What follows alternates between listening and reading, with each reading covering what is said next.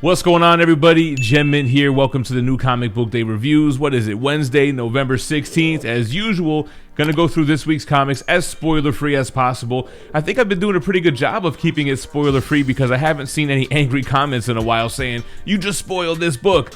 But forgive me, I don't want to be too vague. I want to let you know I at least read the book, and I'll try to give you my thoughts on it. And let's start off with the Image books. How about some Gunslinger Spawn, issue 14, McFarlane, Brett Booth, and Randall. Now I can see what Rock and Robbie has been talking about all these years. This book is $2.99, hard stock cover, hard stock interior pages, it seems like. It's just a well-constructed comic, and for a cheaper price than the big two. Brutal issue here. Javier, it's kind of flashing back to the previous issue, showing how he died, how he was drugged by this horse, and how he's inflicting that same punishment on his enemies. He's got a list of 11 that did very bad things to him and his family as he was a child and as he was alive, and he's enacting his revenge. Digging it. It's my favorite Spawn title that's ongoing right now. Next up, we got Junkyard Joe, issue 2. This is Jeff Johns, Gary Frank, and Brad Anderson. This almost got Gem of the Week. It could be a tie for Gem of the Week. Amazing issue. Great series. It's a spin-off from Geiger. It's in that world, but you don't need to have read Geiger to really understand Junkyard Joe. Actually, now that I'm saying that, is it even in the same world? If it is, it's before the apocalypse that happens in Geiger. Junkyard Joe issue 2 is a touching story of a survivor of one of the wars. He actually went on to write comic strips of this robot soldier, a la the Junkyard Joe character, and that they're publishing their last issue or strip in the newspaper. And it's a touching issue. Also, very graphic scenes of violence in wartime. Jeff Johns really knows how to cut deep when he writes. Great creative team, awesome issue. Then we got issue 10 of Nita Haw's Nightmare blog. This is by Rodney Barnes, Jason Sean Alexander, Simon Kudansky, and Lewis NCT. Been digging this series. Nita Haw is in a limbo type state. She's having conversations with her deceased parents, and we find out who the big demon is who's behind this arc. Who's the villain of this arc, basically. It was kind of alluded to. We find out who it is here. I'm digging this. It's got supernatural themes. The title, again, is kind of misleading. The Nightmare blog plays a very little, if not zero, role in any of these issues. Yeah, there is a Nightmare blog, but it's not like we're checking the blog. Here's the assignment. It's a Ghostbusters type call. It's kind of like very much an undertone to the story, but it's got big, grandiose heaven and hell type of situations, which I dig. Still reading this series, which is going to bring us on to Revolvers issue 2. This is by Zur Platten, Dabiri, Go, and Petiri. Petiri? Yeah.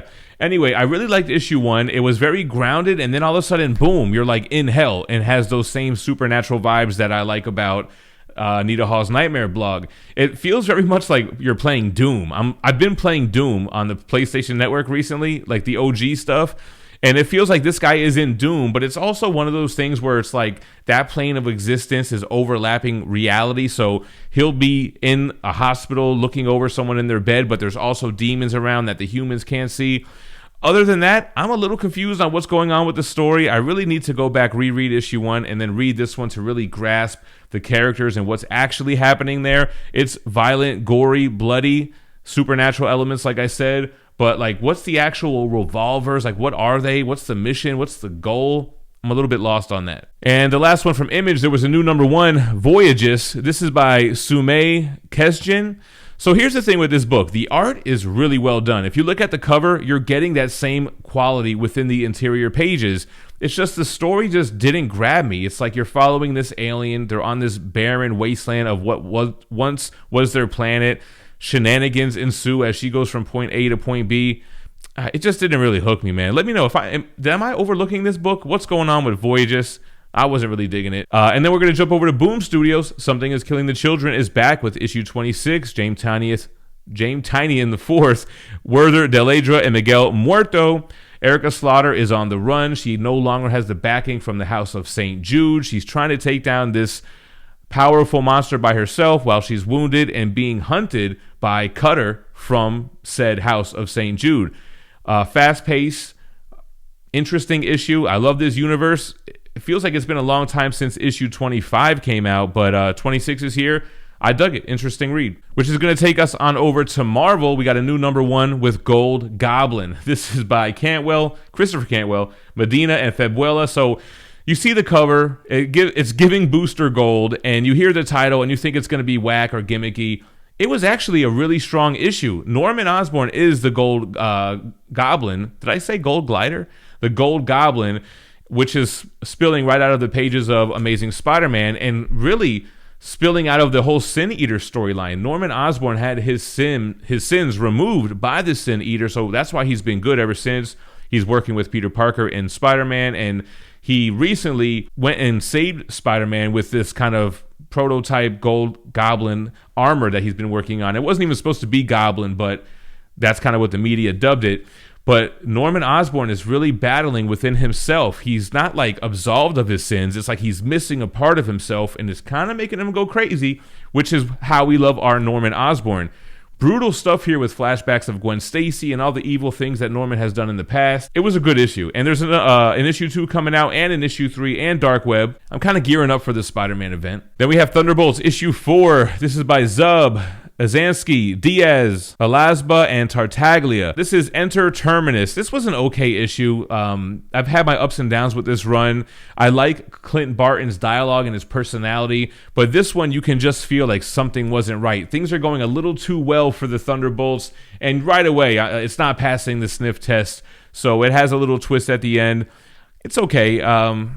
I didn't really love the issue. Moving on to Namor the Submariner, issue 2, also by Christopher Cantwell, Ferry, and Hollingsworth. I gave this a shot, even though I didn't really like issue 1. We're in a post-apocalyptic Earth where the Kree, and was it the Kree that just destroyed everything? Or was it the Kree-Skrull War that we were kind of an aftermath of that, or whatever? Anyway, it's old man Namor.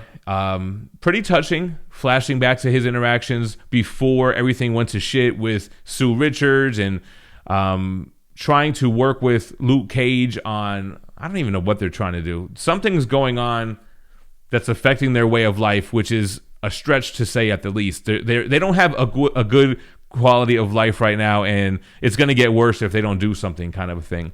It was okay. I kind of did like the issue, though. It had some real touching moments. We got a little one-shot here, Blade Vampire Nation. This is by Russell, Watcher, and Kunifi. It's from the pages of the Avengers ongoing, which I'm not reading, and it leads into something else that I'm not reading. And I think there's another one-shot that kind of does the same thing. I forget what it leads into. So again, something I'm not reading. Anyway, I did like this Blade one-shot. It makes me want to read more of Blade. We're in this world where there's like this vampire sanctuary city where they've been thriving for centuries. But even though everything is all good, that's what makes it kind of bad for vampires who want to be wild and free and be on the hunt. Blade gets involved. There's some cool like vampire politics stuff going on, which I kind of dug, surprisingly. I'm not usually into politics in any way, shape, or form, but I feel like it kind of worked here. But it didn't work in this Captain America and the Winter Soldier special #1. This is by Kelly and Lansing. Great creative team, Walker, Mayer, and Diaz, and it leads into this Cap Sentinel, Son of Sentinel, whatever, that I'm not reading. Man, when I read this issue, I couldn't help but feel like this is why kids read manga. This is why kids say that comics are boring. It was overly wordy. It was super boring. You're talking politics. I mean, it was kind of like interesting with this kind of Illuminati that they explain that's been around since 1922 and kind of showing them in power throughout the decades and how Winter Soldier gets involved. But man, it was like a novel packed into a 30-page comic book. It's way too much reading, especially for stuff that wasn't really that interesting. And the last one for Marvel was Wakanda 2.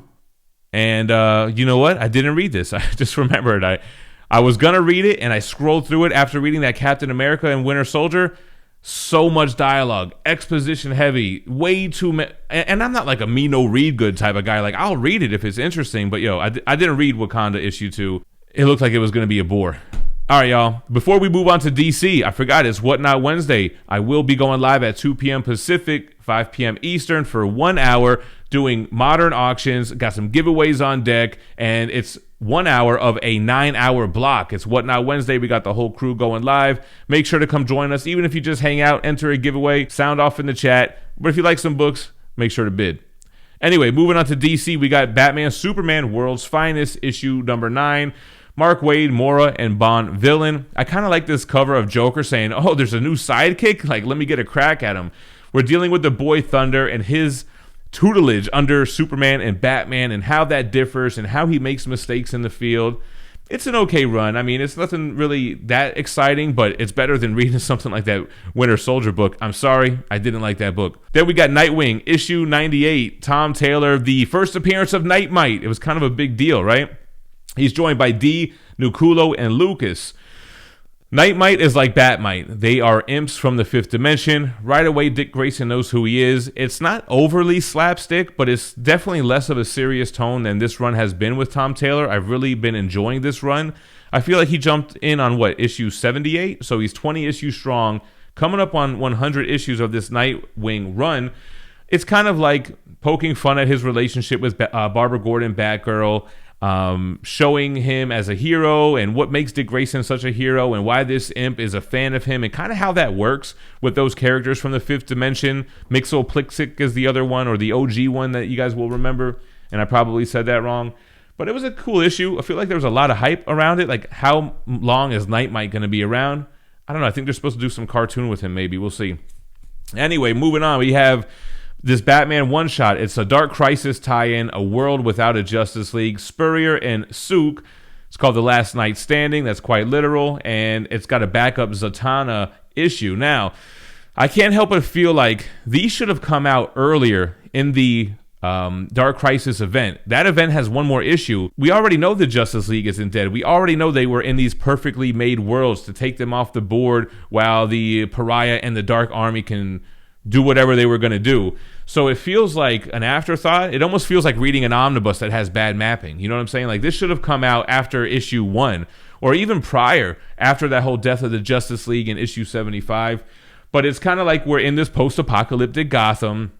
There's this Batman type character that they just refer to as the Knight, N-I-G-H-T. And then there's like this savior who's created this area where you can sustain life. And I don't really want to give away the twists and turns here, but it was okay. I mean, it was just a one-shot.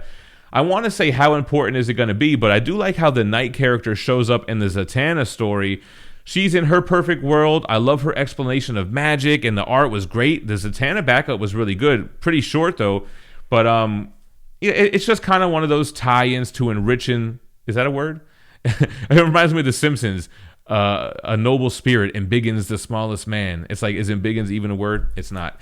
Moving on to GCPD, The Blue Wall, issue 2. John Ridley, Brad Anderson, Stefano Raphael, and Rico Murakami. So, if you're dealing with John Ridley, you already know what to expect. He really plays into social aspects, dealing with everything, whether it's race, whether it's classism and all this kind of stuff. Police, obviously this is a police-driven book. So much so that there's even like a warning on the first page. And you know, if that's a turnoff for you, you're probably not going to like this book. But I kind of dig this from a Law and Order type of comic book that happens to be taking place in Gotham. There's no really Batman or any superheroes. You got Montoya, who is the mayor. You have these rookies that we're following, one of which who was praised as a hero for not killing somebody, but she really just froze up in the first issue. And then she gets kind of found out to be a fraud when it happens again, but this time the perp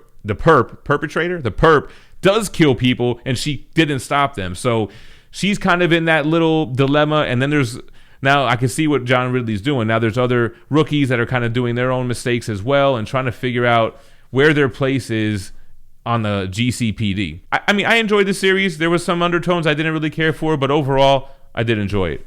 And before we get to the pick of the week, the gem of the week, my favorite comic book, we are now starting open enrollment for the Comic Tom 101 Mystery Mail Call. Not only will you get multiple exclusives limited to this box, including a Ninja Funk issue 1 with an exclusive cover from David Mack, who also did cover A for that same issue, but you'll get 4 to 5 comics at random, plus a kids comic from Scout's Scoot imprint with an homage cover by NATE-MITE, and key issues sprinkled throughout. Hit ComicTom101.com to sign up for the Mystery Mail Call today. All right, guys, here we go. My gem of the week. It's none other than Batman One Bad Day, Mr. Freeze, #1 by Jerry Dugan, Matteo Scalera, and Dave Stewart. I really am a fan of these One Bad Day villain-focused one-shots that are kind of oversized, almost like a trade paperback.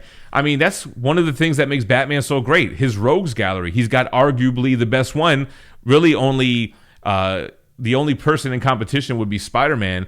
I really liked all of them. Some are stronger than others. Mr. Freeze is one of the most sympathetic villains in the Rogues Gallery, but they really do something different here. Besides just retelling the origin and showing a different side of Batman and Robin, trying to give him the benefit of the doubt and trying to help him, there's a twist that I can kind of see already people not really liking if you're like really big Mr. Freeze fans. But I like what Jerry Dugan did with this. I don't really want to spoil it, but it's a side I feel like we haven't seen before from Mr. Freeze. Great artwork. It really shows the movement and the action in such a great way, and it has a touching story with great dialogue. I mean, it's got the whole package, and that's why I got Gem of the Week. And that's going to be the new comic book day reviews for this week. Let me know what you're looking forward to the most if you haven't read them yet. Let me know what your Gem of the Week was if you have read them, and most of all, stay minty fresh. Peace.